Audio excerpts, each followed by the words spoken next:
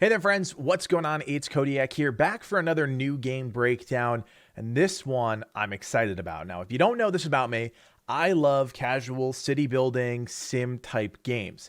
Huge fan of City Skylines. I was a huge fan of the Stronghold series since they started way back when. I don't even remember, mid-90s maybe, something like that.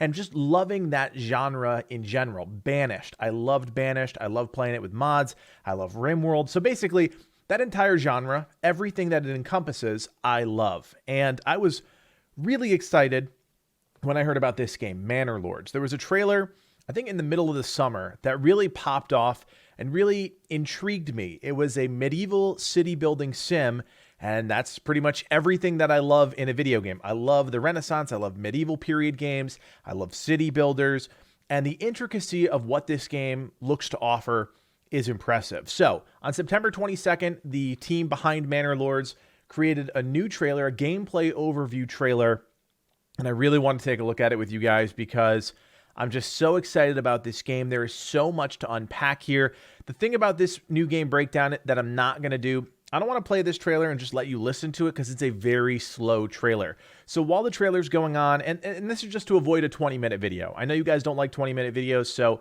there's no point in me trying to do that. So let's just play the trailer. I just watched it about 4 or 5 times in a row.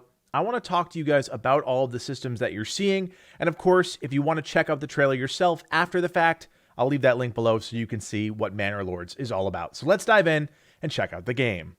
All right, so it's an indie strategy game for PC. Now, remember, everything is still in development here. There are aspects of more of the agricultural side of things. There are combat sides of things.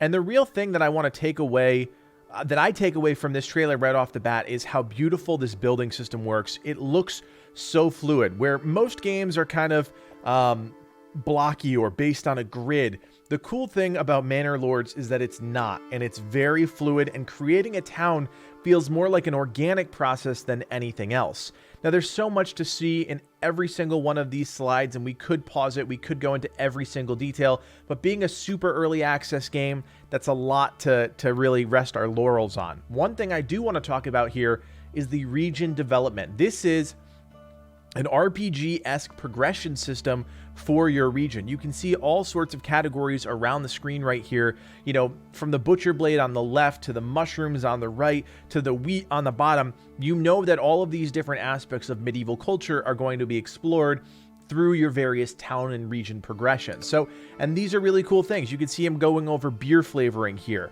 I mean, beer is obviously so important, and ale and all of that to the medieval culture. To see that you can spec into that and have some more investment in that side of things if you want your region to be a beer region is just very cool. Not something that a lot of games have done, if any games, in this time period. So very cool stuff to be sure. Now, of course, we see a lot of building, a lot of upgrading, really organic looking building. Obviously, in a city building game, things have to move very quickly. You see really different styles of buildings too. I'm not a period expert, I don't know, but I believe this is a charcoal facility taking these logs and turning them into charcoal, and it's just different than having one building do all of these functions. This looks to be a specialized building for charcoal production, and that's really cool. Gives it just that much more depth, and I really appreciate that from this team. I love this right here. I mean, I'm just jumping because they go so quickly through things. So we see the charcoal burning stations, right? And then right after this, look at this. We see them drawing a plot in this territory, and that is so wildly impressive because, again, it goes back to that organic nature of the game. It's not, okay, place your building on a grid here and, oh, your path is just a little off, so it's an awkward shape. This is allowing you to create paths that you want and create regions that you want for your different, you know, buildings and such. And look at that. It just looks so organic and so amazing. Obviously, we see the farming, we see the agricultural side of things. Just that freedom to create that way is just so wildly impressive, and I'm so excited. I love this scene here too because they're showcasing kind of the staleness of medieval culture, right? You're going to be sitting around for quite a bit. You know, sometimes they don't have the little NPCs as part of the process, but here's the thing. If this is brick making or whatever this may be, they're there, they're sitting, and they're waiting, and they're watching, and I just really appreciate that. I just think that's really fun, a fun integration. Now, again, we're seeing all sorts of buildings here. We're seeing common folk buildings. We're seeing breweries here or taverns of sorts. And then we get into kind of the trade aspects of things. And this is really cool too. The only way to get wealth in this game is from free traders that come to your settlements. And obviously the only way to get that stuff is by producing high quality goods. So really, the end game is making this silver, right? Making this silver is a huge part of this game, because if you get attacked or you need to go attack another region, you need silver to pay for mercenaries and things like that, raise an army. So really cool. They're showcasing a lot of stuff here. I just want to point out all of the things they're showcasing.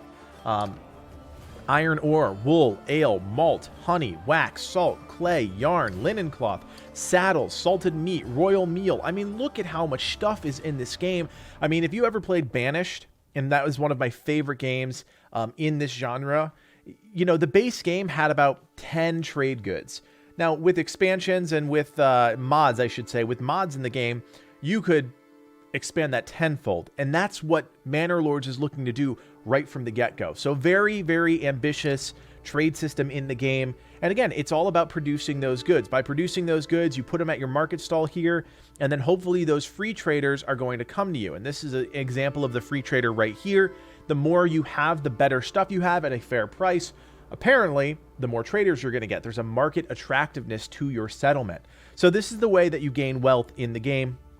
And it's a great example of how you can use kind of the systems that are in place to influence another system.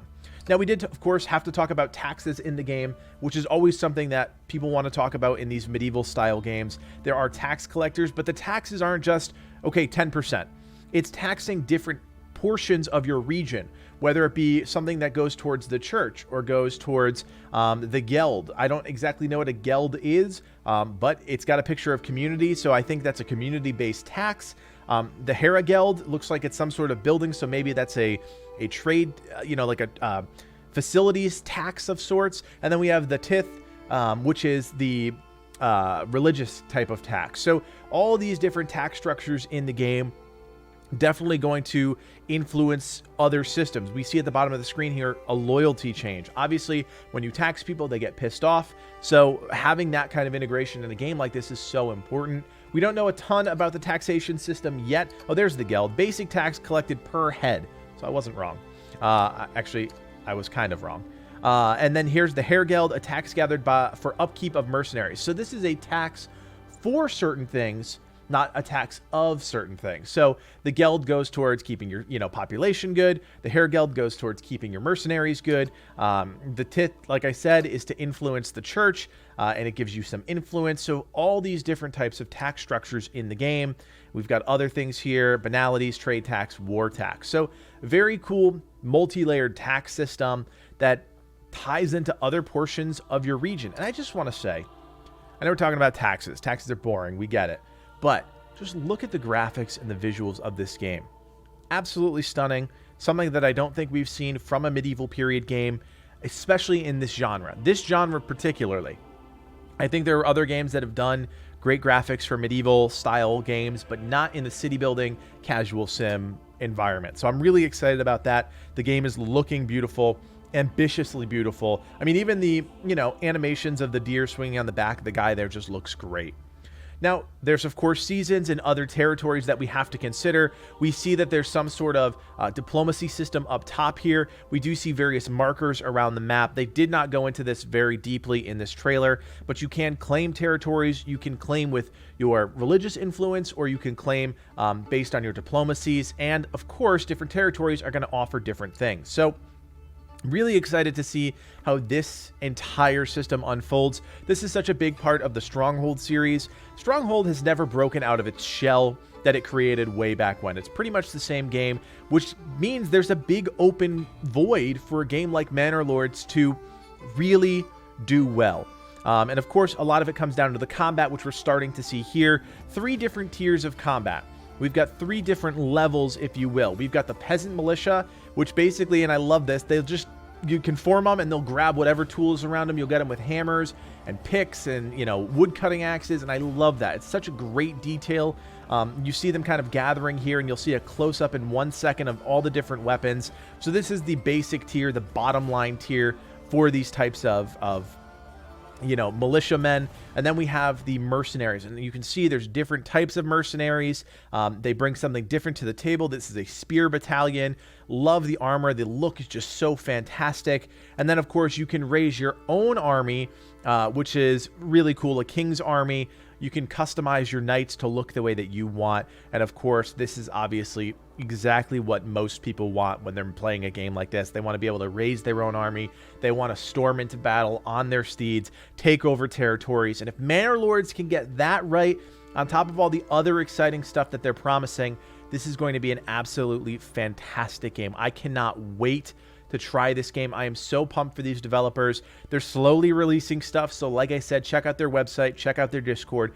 There is so much here, guys. This is a game that I cannot stress to you enough has been long anticipated and wanted from a community that loves medieval games and loves city building games. So Manor Lords, second trailer from the team. Like I said, go check out the gameplay overview trailer in full if you want a breakdown of everything that they have to offer. Again, this is still an alpha, product. There's not a lot of polish to this stuff. It's only going to get better, but it is ambitious. So I do warn you, ambitious games often tend to bite off more than they can chew. That's pretty much the definition of ambition there. So if you like this type of game, I urge cautious optimism, because that's what I'm telling myself. I want this game to succeed. I want the developers to succeed. I cannot wait to see more from Manor Lords. If you guys are excited about this game, don't forget to drop a like, and of course, subscribe to Legacy Gaming. I'm going to be playing this game in the future, hopefully some longer play series, something like that, because I am just so obsessed with this concept, and I cannot wait. Guys, thank you so much for checking out another new game breakdown. This has been a Manor Lords video. Like I said, go check out their Discord, go check out their website, and remember to subscribe to Legacy Gaming so you never miss another new video in your feed. My name is Codiak, and from everyone here at Legacy Gaming, thanks for watching, play on, and we will see you next time.